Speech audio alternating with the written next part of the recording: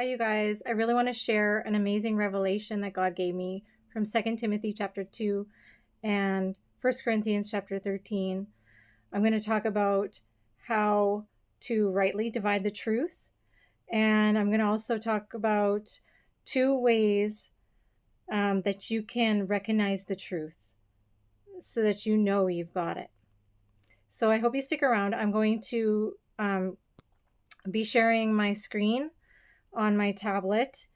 I'm going to go through all the wording and the verses to help you get to the same revelation so that you could see the connections in the same way. I hope that it is clear, and I pray that it is clear for you and that you get the understanding. It is rich and amazing, and I know you'll be blessed. So let's get started. Okay, so here we are in 2 Timothy 2, verses 15 to 18. The first line goes, "Be diligent to present yourself approved to God, a worker who does not need to be ashamed, rightly dividing the word of truth." So this is where we're focusing here. Someone who does not need to be ashamed is rightly dividing the word of truth. What does that mean? The verses following hold the secret of how to do this and tells us at the same time one way to recognize the truth. I'll show you the second way eventually, but we are going to dive into these verses first. First, we're going to write down what rightly dividing means. Rightly dividing is actually one Greek word, orthotomeo. Not sure if I'm saying it right, but it means to make a straight cut or to dissect correctly. So basically this means to interpret correctly. Now we know Jesus said that the Spirit of truth is the one who guides us into all truth. So it is also important that we ask him for his interpretation and set ourselves on neutral, laying down our own understanding. This is the only way we can be willing to hear what is true. It's to bypass like the filters of the past that you've learned through teachings or just your own opinions. Now let's go to the next verses and we'll find a key to knowing we have the correct interpretation. Now let's look at the text and go through the wording. Verse 16. But shun profane and idle babblings, for they will increase to more ungodliness, and their message will spread like cancer. Hymenaeus and Philetus are of this sort, who have strayed concerning the truth, saying that the resurrection is already past, and they overthrow the faith of some. In verse 16, we see the word shun. This is a Greek word. The Greek word periistemi.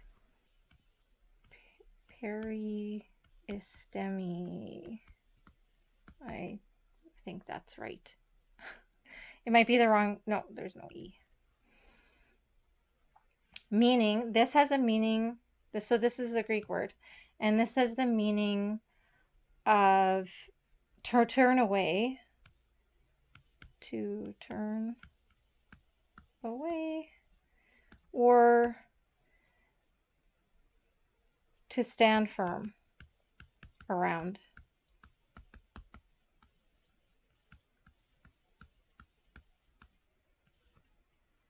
Okay. Now let's look at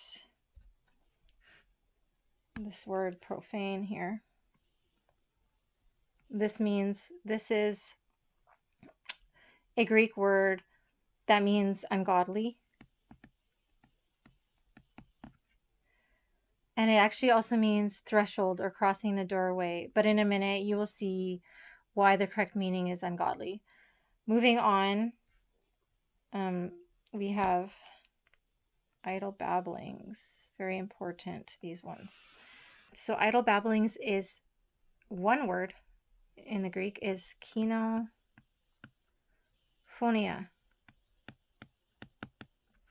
meaning empty sounding. It's from two root words, kinos, meaning empty, vain, devoid of truth. So we'll just put void of truth. And the other root word looks like the word phone, like our English word phone. It's phone, and that means a sound, tone, or voice.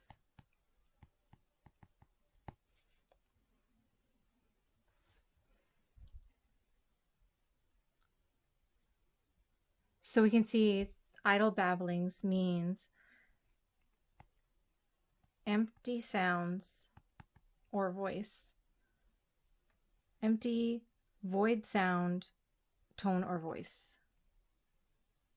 So we're going to do empty sound, tone, or voice. And then we have next, for they will increase to more ungodliness. Right here. So here we have, for they will increase here. This is just one word. It just means much more or increase. So we'll write that in. And then to more ungodliness. Now we can see that the word more here confirms that the word profane has the meaning of ungodly, because it's mentioning the word more, causing us to look back and see what it's telling us is becoming more. And it's talking about ungodliness. We can confirm that the word profane is meaning, its meaning is ungodly. So we can rephrase all of this to say now, but turn away. So here we have turn away. So we're going to just write it here. But turn away from an ungodly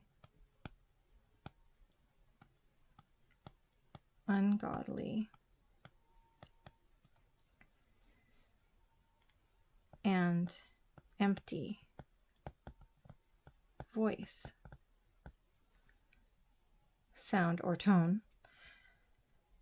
Because the word kenophobia here is a noun and it's not plural, I wrote it as singular. So it is just a ungodly or an ungodly empty voice. And now, and then we have, because it will increase to more ungodliness. So we're not going to write that one down. Now let's look at the rest of verse 17 and 18 and their message. Okay. Message. This word means spoken word, which is the Greek word logos. Okay, so it's just spoken word. So we know that a spoken word is a message. So that's a good word for the translation. So the word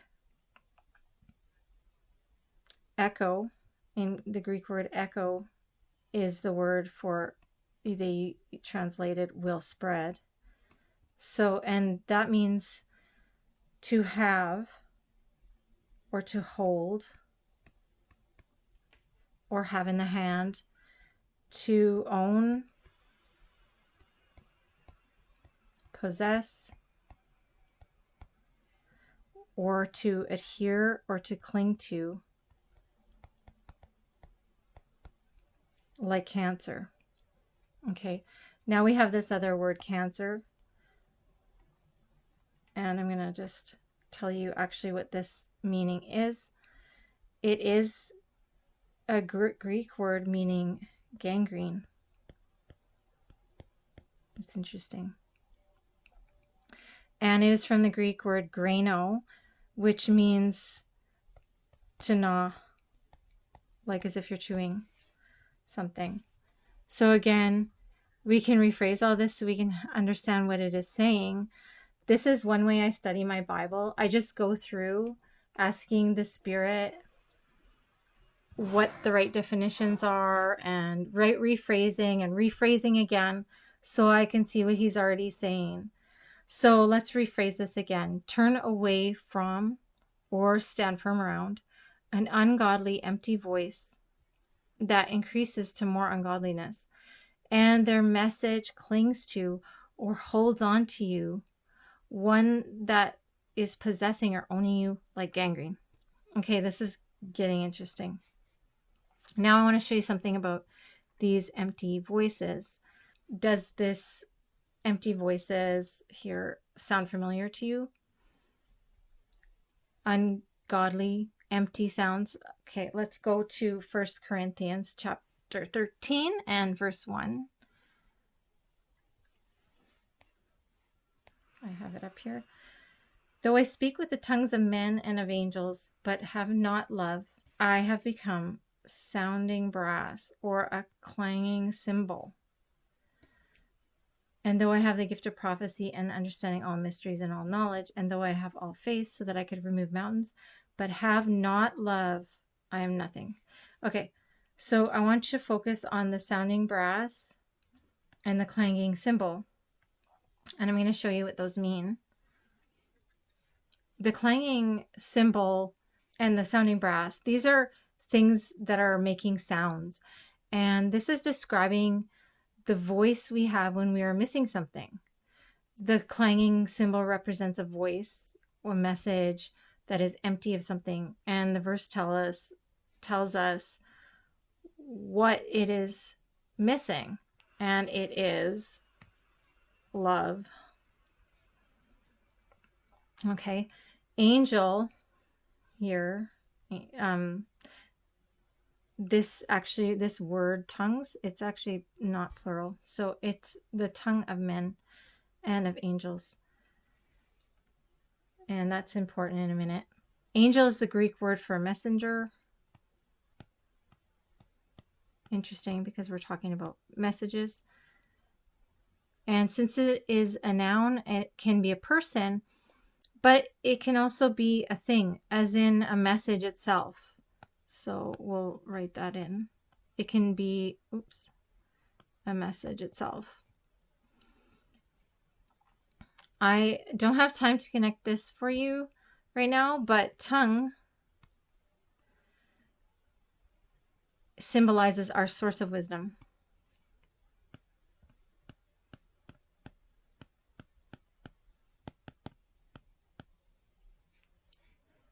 It can be the tongue of the serpent, of man, of a messenger, of the Spirit. Do you see how that is? So your source of wisdom, the tongue of the serpent, the source of wisdom can be of the serpent, of man, of a messenger, of the Spirit. This is saying, from whatever tongue or source of wisdom I speak, it is empty and void without love. Here is the translation of this verse expanded with the meanings. Okay, and I want to point out that this though is actually if or in case, which is interesting too, because it changes things, doesn't it? If or in case I speak. Okay, so I'm going to read out the translation of this verse as with the expanded meanings that we have so far. If in case this word speak is utter or talk. If in case I utter or talk the tongue of a man and of a messenger, yet hold, own, or possess no love. This is the word, this have, again, it's the same word echo that we saw in the other verse in 2 Timothy. This is also, it's about possessing and owning and having it. So that's what it's talking about, love. Okay, and I become, so if I have that not, if I possess it not, no love, I become a sounding brass or a tinkling cymbal. Now, a sounding, the word sounding is a loud roaring noise, like a roar. Brass is going to have meanings of copper, brass. Also, and very importantly, it says what is made of brass.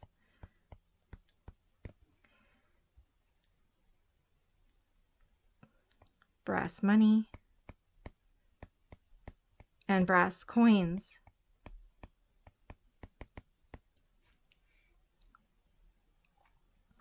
Or a tinkling, and this, my translation here says clanging, but it also can mean tinkling,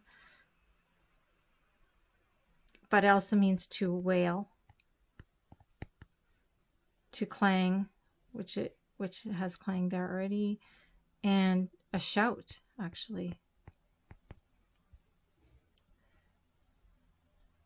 Okay, and a cymbal is a hollow basin of brass, like a hollow sound. I'm going to come back and show you later what this brass is. I might just explain it at the end to you. But I want you to see this. We can go back to 2 Timothy and remember what we were talking about, how this empty sound, how all these sounds are, and remember that this empty sounds like this, that are void of love,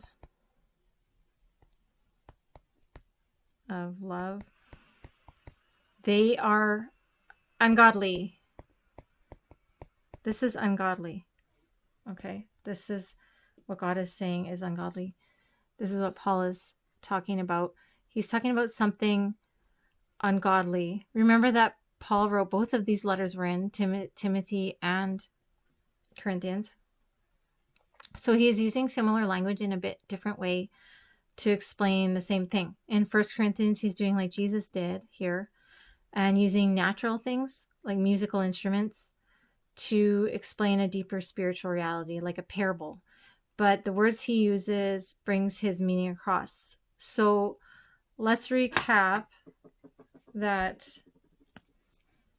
ungodly has the meaning of basically no love. Empty sounds are voices. Empty voices, or we can say messages, are ungodly. And so then we can see by this what ungodliness is back in 2 Timothy. Ungodliness is to lack love.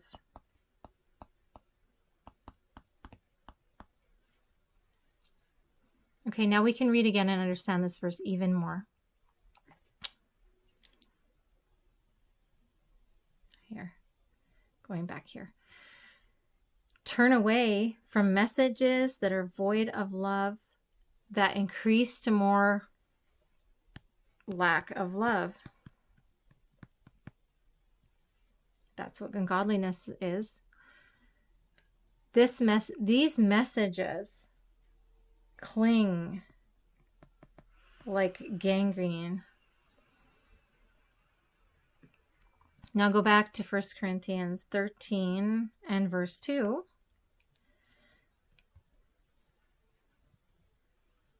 And though I have the gift of prophecy and understand all mysteries and all knowledge, and although I have faith, all faith, so that I could remove mountains, but I have not love, have no love. So not can be also just the word no. I don't know if you can see that. No love. I am nothing. Okay. these messages that are void of love cling to our conscience like gangrene that eats at you until you're nothing. See, like, so here, this is going to gnaw at you until there's nothing left. You're nothing.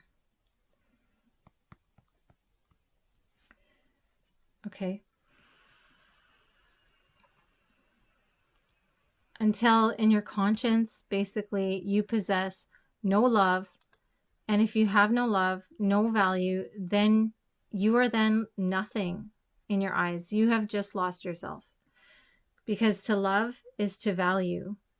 So we have established something really interesting here. We are seeing that in order to rightly divide the word of truth, or to have the right interpretation of the truth, the message that is void of love, okay, empty, void, an empty sound, an empty voice, an empty message.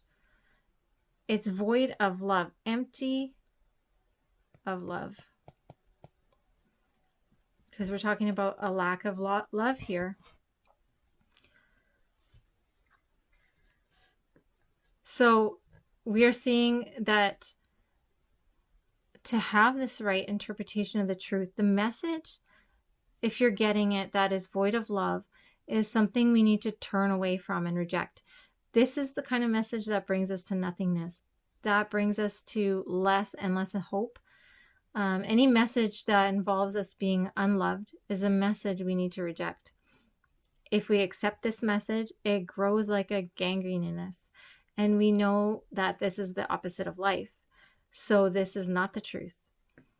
Because Jesus is life, right? He said he's the life. He also said he is the truth. So in verse 17, Hymenaeus and Philetus are of this sort. This sort. Who have strayed concerning the truth. So what sort are they? It tells us in the next line, right here. They are the sort that have strayed concerning the truth because of these messages that lack love. Okay, so straying from the truth, we're going to write it here. Straying from truth is not turning away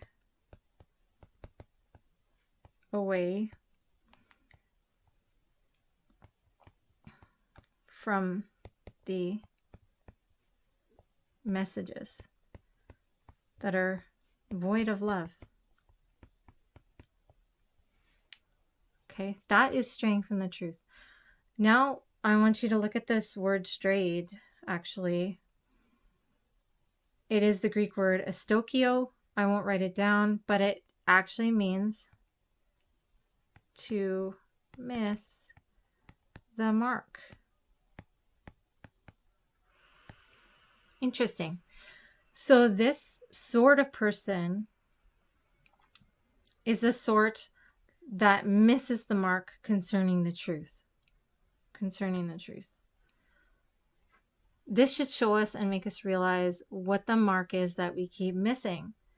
What it means to miss the mark is two things at once. Two things that we keep missing. It means to miss the truth.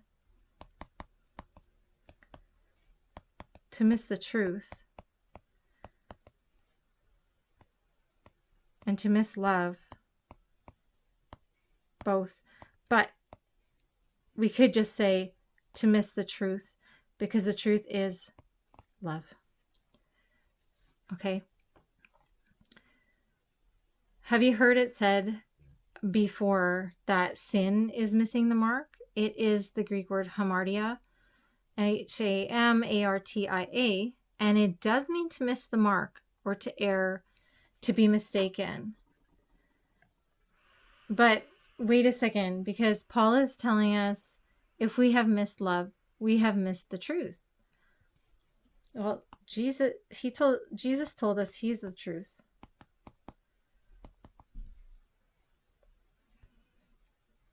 And John told us God is love. So if you miss love, you've missed the truth. You've missed Jesus. This is what it means to sin. To sin is to miss Jesus. Your mark is love. And if you miss the truth, you never get to love.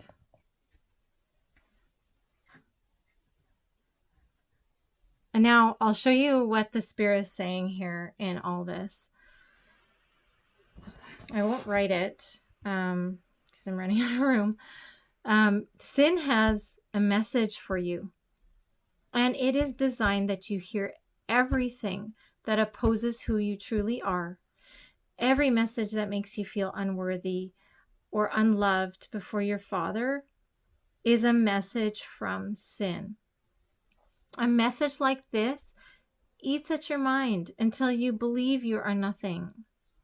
It's like this gangrene. It eats at your mind until you believe you are nothing and worthless, like a slave and not a son of God. You are to turn away from those messages. That's what he's saying here. That's how, that is one way that you can make sure you're in the truth, right? This is what we want to do here. We want to rightly divide the word of truth. We want to rightly interpret the word of truth. How can we interpret it? Well,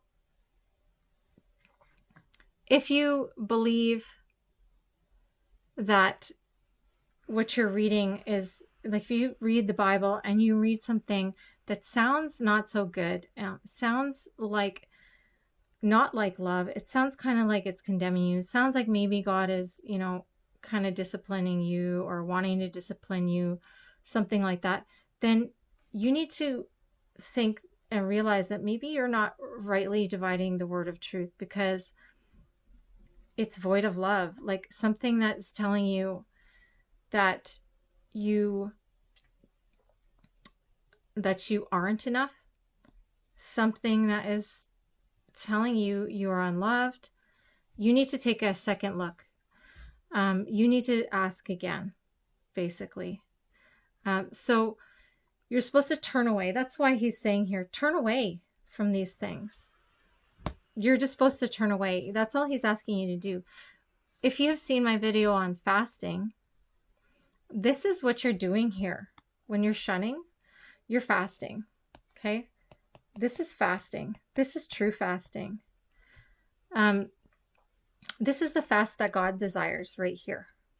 Shunning these empty voices.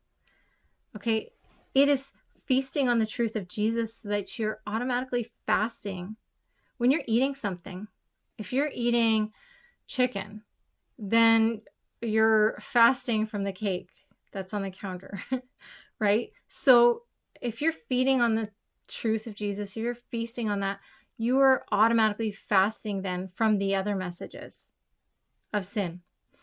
You're going to fast from any message that devalues you. That's what you're going to do. That's how you are going to make sure that you are able to even see clearly to divide to start interpreting the truth. Okay? This is how you turn away. You turn away to someone. So you're turning away from something and you're turning to someone. It's like I said, the fasting again. You are turning away from one food to eat the other. You're turning away from the lie and eating the truth. It's symbolic, the eating, but, fasting, lots of the things that Jesus talked about are symbolic. He spoke in parables all the time. Now, look, if ungodliness is lack of love, right here, And 1 John 4:19 says we love him because he first loved us. Then we know this, that ungodliness, let's use a different color here. Ungodliness comes from a lack of knowing God's love. A lack of knowing it, a lack of experiencing it, a lack of knowing we are loved by God. I want to show you something quickly in Romans 11, verse 26. Here, we're going to go up here. It reads, "And so all Israel will be saved, as it is written, the deliverer will come out of Zion, and he will turn away ungodliness from Jacob. For this is my covenant with them, when I take away their sins." Paul is talking about salvation here. Saved. He's talking about salvation. But he has something interesting in here. He will turn away ungodliness. So it's interesting because in 2 Timothy, we are told to turn away, basically, from ungodliness. So we're told we are to turn away from what is ungodliness? Not knowing, or lack of knowing God loves me.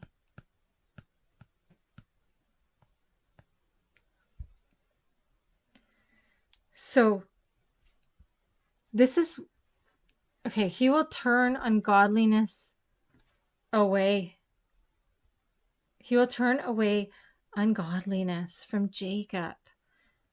But he just said it was Israel that would be saved. So this is what is happening here. Here is what we fast from, this identity. When we reject the lies and we turn away from ungodliness, we fast from this Jacob identity. Jacob means supplanter. I'm just going to write that down. And here, Israel. Do we know what Israel means? It means he shall reign as God. Amazing. That's amazing. Okay. So this is what is happening here. This is what Israel is what you want to eat. Jacob's what you want to fast. This is an identity. This is an identity.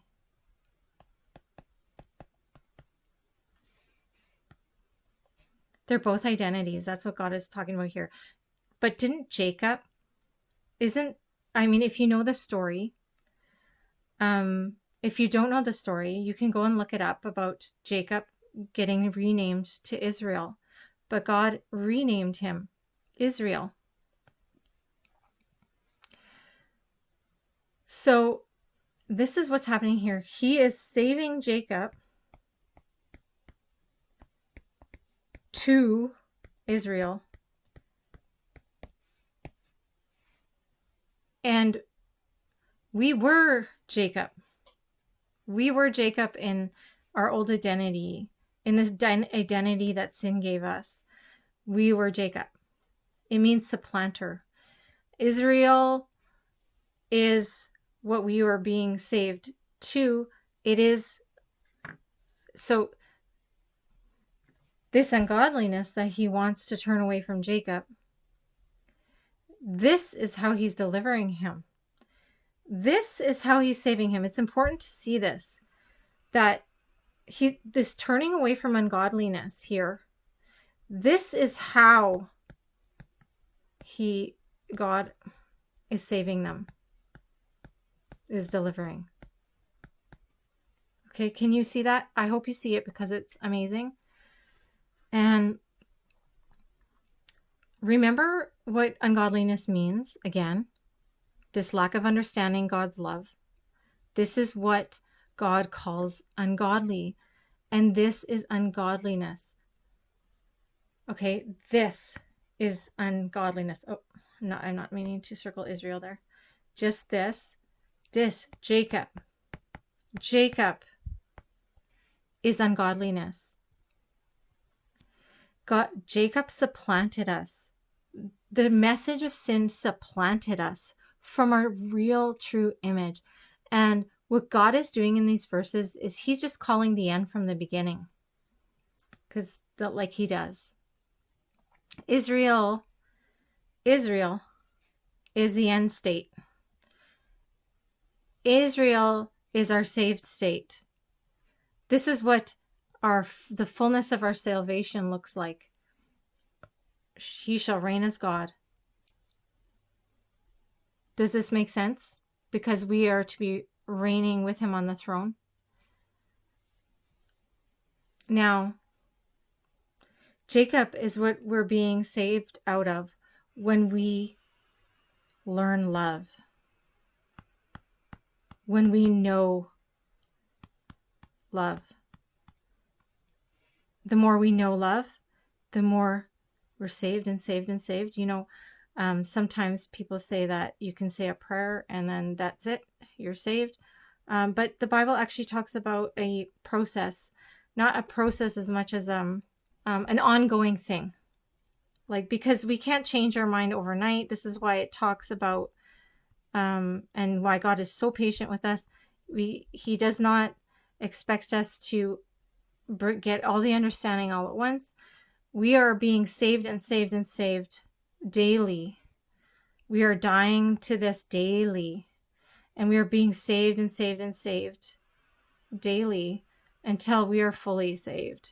One day, right?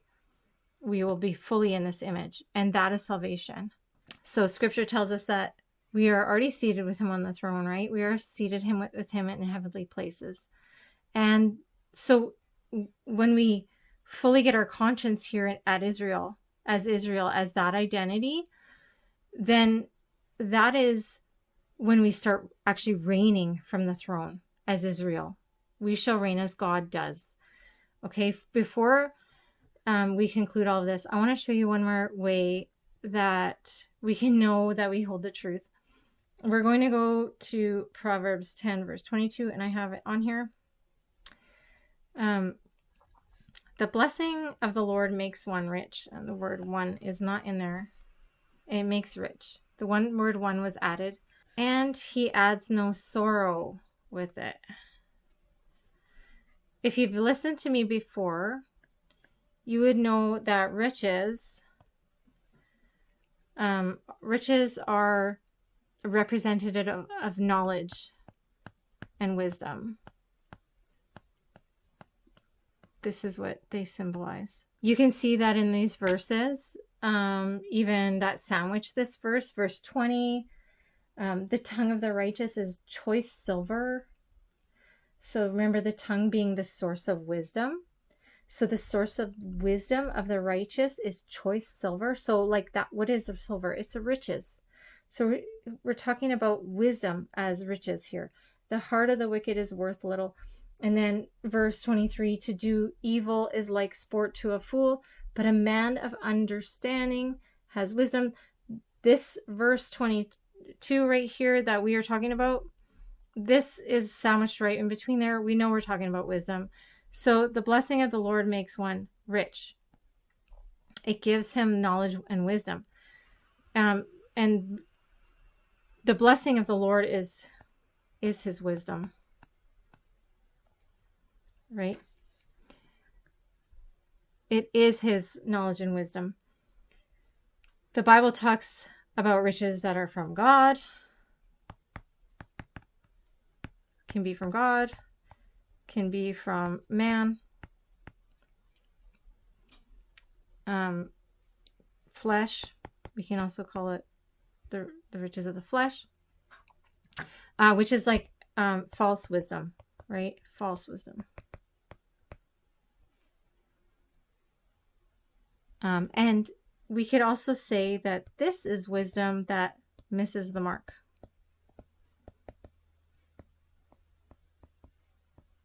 Love. And we can also say, by the way, that the mark is Jesus, of course, because he is love. The mark is God. He's love. The truth. Jesus is the truth. It's all one. He is one. So now we know, now that we know what being rich is, it's in wisdom and knowledge. And this is the blessing of the Lord. And so this is God's wisdom and knowledge here. Okay. That's the blessing of the Lord. He makes you rich in it, and he adds no sorrow in it. Okay. So let's talk about sorrow. Jesus spoke about the sorrows that a woman has when she's in labor. Okay. So there's labor. It's labor. I'm just going to say it. It's labor, or it's work. And like the word, the Bible talks a lot about works of faith or works of the flesh, and it contrasts those. And so then there's also sorrows. So there's works of God, right? And then there was works of the flesh. So then there's also these sorrows. They call it sorrows of the world, right? Worldly sorrow. And then there's like godly sorrow.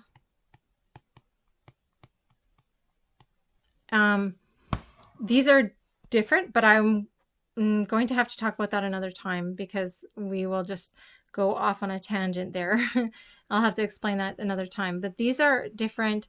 So here he's talking about not adding a certain type of sorrow, a worldly sorrow. Okay, so he adds no sorrow at all to it. Okay, we're just talking about all labor, all work. He doesn't add to it.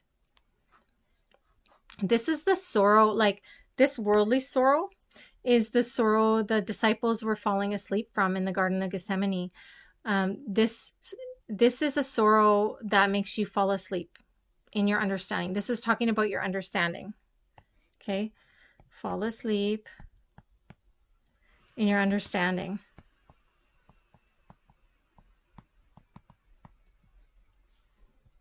Okay, and this kind of sorrow is fleshly works.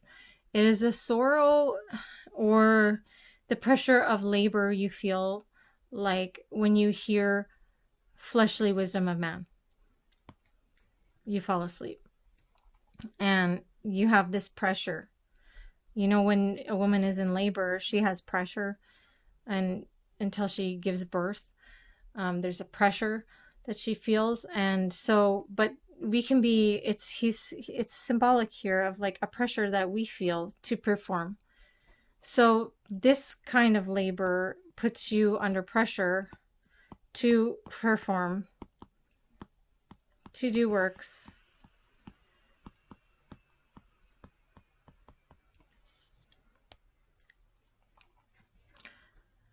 So what Proverbs 10 verse 22 is saying is that when you are rich with the knowledge and wisdom of the Lord, there is going to be no labor with it, no works, no performance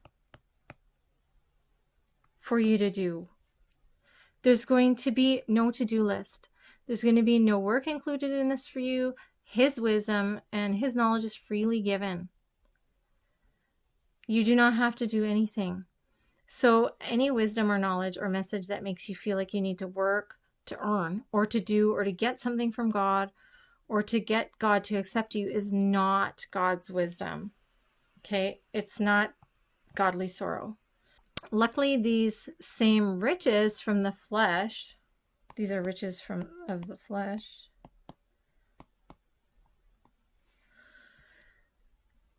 that are messages that put weights on you to perform. They now, luckily that we went through all this, now it should be easy for you to spot, because if you look for the love in them, the love in that wisdom that puts weight on you to perform, you will find them to be void of love also. So it's not just that they want you to do something. You will find that it's very a judgmental tone or sound or message. It's a very void of love message. So that is another important way that we can see if we have the truth, that we are hearing the right interpretation. God's message will be full of love, right?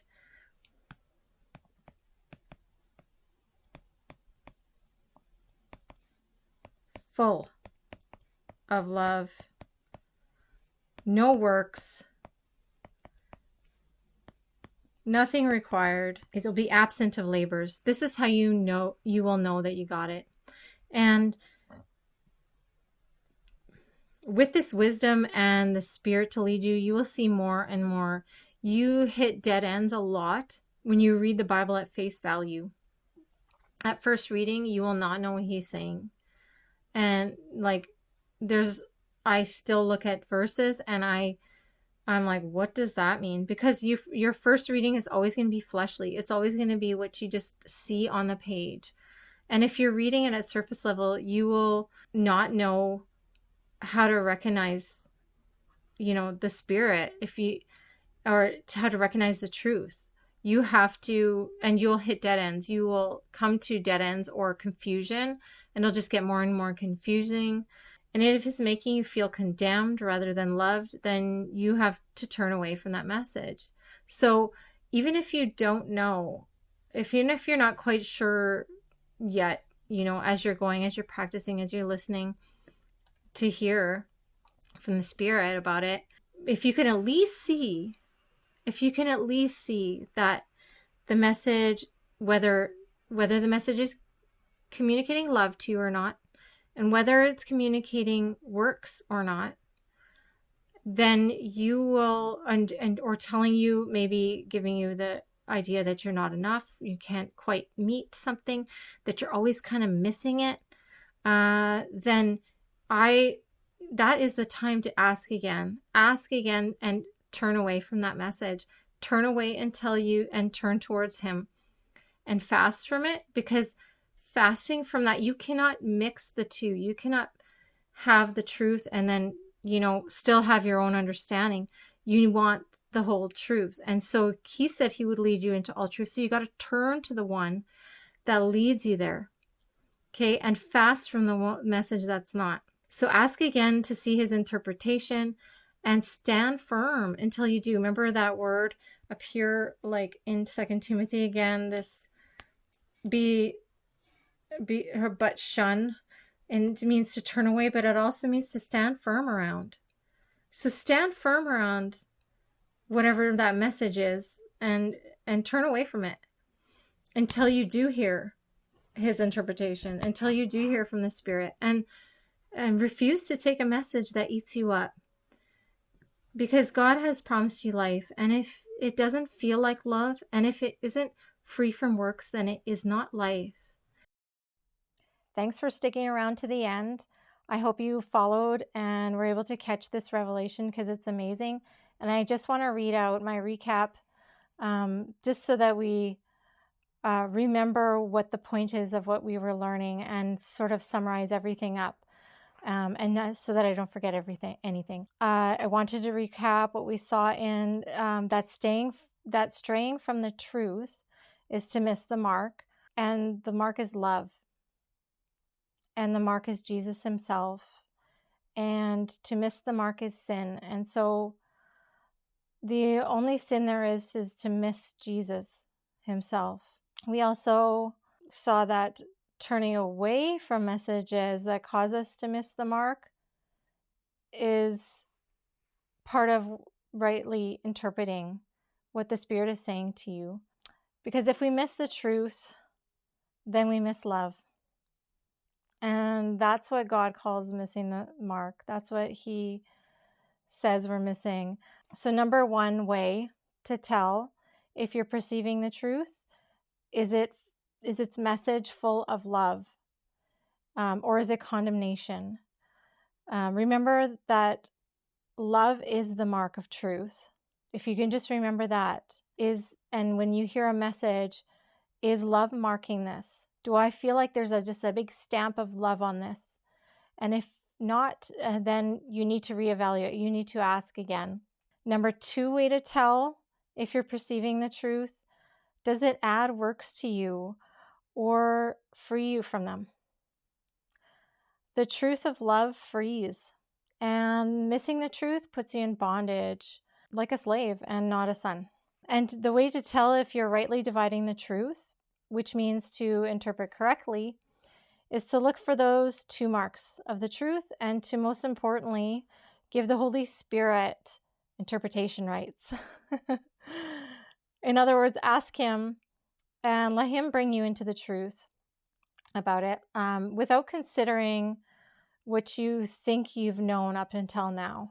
I think that's very important. Sometimes we get so established in what we think so far our understanding is, that we're blind. We stay blind to things that He really wants to say. Even now, even this revelation that we just talked about, I would take this, and I never say that is all there is to know. I expect that there's going to be more, and I always expect that there's something yet to know about it, so that I remain teachable. And this is a good way to be. Remain teachable, and keep yourself open that He always has more to say. Humanity in general, and especially, religion, has taught us to be like a reductionist mindset, in a way that we want to, we need to boil everything down to one thing, and we need to have all our ducks in a row, and we need to know what we say we understand. Like, we need to be able to explain every bit of it. And that's not the wisdom of God. The wisdom of God, it grows and grows and it multiplies. And so that is stagnancy, is what that is when you are told some truth about God, or you think you know a truth, but then you stay there forever, and then you just wait until He comes. Or, like, those things are not wise. I'm just going to say that. It's not wise. We need to be constantly open to what the Spirit is revealing. It's always new. It's always growing. It's always going. And, we are to be transformed into His glory, into His image, from one glory, from one opinion that we thought we knew about ourselves and about Him, to another glory, to another judgment, to a new. It's always new. And until and believe me, I totally believe we will know when we get there. But until then, we always are waiting for the Spirit to reveal the deep things of God. And just always expect deeper. Always. And that means we're going to just have to think past what we already know. We're going to have to let Him take us past that. And we're going to have to put it aside and just go with the Spirit where He wants to go, in the way that He wants to interpret. And He's always going to surprise you. He always surprises me. And there was one more thing that I told you I would tell you about at the end. And here it is. And it was about the brass, and what brass represents here in 1 Corinthians 13, where it says, and I have my notes because I'm going back to what we talked about. Though I speak with the tongue of men and of angel, but have not love, I have become sounding brass. Okay, I want to talk about that, because I recently had a dream, and this is actually where this revelation came from, and where God showed me this from. I had a dream that I was an emergency room doctor, but I was a learning doctor, and I came into the hospital, and I was, I saw things, chaotic things, and I saw a baby die, and then I thought, wow, there's no one to teach me here. No one's teaching me. I just have to, I don't feel like I know enough. And then the next scene, I went up to a baby, and I picked her up, and I knew that I had to change her diaper. It was very messy. She was here with her mom, and she was sick. And so I very gently opened her diaper, cleaned her up, dressed her, laid her down. And then I turned to the mom and I handed her a large handful of coins. In Canada, we have what we call loonies and toonies. They're like a $1 bill, $1 coin and a $2 coin. And I handed her a handful of these, like a big handful. I gave it to her in her hands, and then I placed flowers on the table next to her. And there's lots of symbolism in this. I mean to talk about symbolism another day, because it's very important in all of this, because it's the Spirit's language. So we will talk about that. But I want to give you this because it was very amazing to me when I saw it. Remember that I told you what sounding brass was interpreted, what the real words were. They were loud noise and copper, brass, what is made of brass, like brass money, brass coins. Okay. And like I said before, riches, it's in the Father and in Jesus that are hidden all the treasures of wisdom and knowledge. Treasures and riches are symbolic of wisdom and knowledge. Okay. And we can have riches of the world and we can have riches of God. And so think of this now. I'm handing her all these coins. And so what came to my mind after when I was reading these verses and what God showed me is, when someone walks around and they have like a pocket just full of change and they're shaking it and they're shaking it. Yeah. So this is the imagery he gave me with this sounding brass.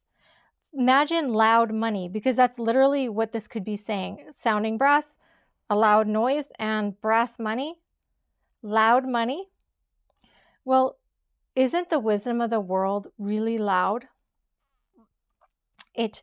Imagine the wisdom of the world and the riches of the world like you're like someone walking around and having a pocket full of this change and just making a racket. Like you've heard people do that, jingle, jingle, jingle, and they like to make that loud noise. Well, he's saying this wisdom, when you have no love, is going to be the wisdom of the world. And it is just like loud money in your pocket, shaking. That's all it is. Like, here, listen to me. I got lots to say. I got a lot of noise, but that's all it is. And so without love, a message is just like that. It's just noise. But it can be really distracting, and that's why we get deceived, right? And it can be really alluring, and it can sound so loud when God tells us that he has a a still quiet voice. Like he speaks to you. He doesn't yell. He's not loud like that. Love speaks for itself very loudly. And so I just wanted to see this because it was amazing to me. And I may share I'm not going to share all the symbols of this dream for you. I'll leave that for another time. But I will say that this dream, the meaning of it was about about the messages and the truth of being love. Because actually when I asked for the interpretation of this dream, God told me, he told me this by chapter and verse. 2 Timothy 2 verse 16 specifically is what his answer was. And then through searching and asking, this is what I know the whole interpretation of the dream. And I'll just tell you a small part of it. I was a doctor because this is about healing. Love heals. And this is the whole purpose of finding the truth, is to be healed of something, of an old identity that we had taken on ourselves, and he wants to heal us to the new. And you notice how I was so gentle in this dream with this baby and so loving. But look what I did. Her baby symbolizes her life and the manifest things in her life that are happening based on things she believed about God and herself. And that's what it represents. And the baby was sick, and the baby needed cleaning. So if you can see where this is going, I turned around. I helped her with those physical outward things that were happening. I cared and I loved those things. God cares about the outward external things that are happening, the pressures in your life and the things that you think, oh, he only cares about the spiritual things. No, these are things that are occurring in your life that are not good. They are rooted in things you believe and bad messages that you didn't understand that you needed to turn away. Do you see what I'm saying? So I turned to this woman, and this woman could represent all of you. It could represent me. It could represent you. And then I showed her how much I love to help her. And pretend right now, because this wasn't just me doing this as a doctor. Remember, Jesus says he's like, those who are sick need physicians, and he's there for the sick to heal them. And so he in me, okay, this is not about me specifically, but him in me. This is him. He turns to you and he gives you a handful of coins. But this is symbolizing his wisdom and knowledge, and he gives you these coins and he's giving you this. So he's showing you love first. Love always comes first, and then the wisdom and the knowledge come with it. He's giving you the wisdom. And then I put the flowers beside her. And do you want to know what the flowers represent? I'm not going to turn there and try and find it, but you know, through us, that verse that says that through us, the knowledge of God is spread through every place. The fragrance of Christ through us is spread everywhere. The knowledge of God. It represents the knowledge of God, the fragrance of Christ. And so look at what happened.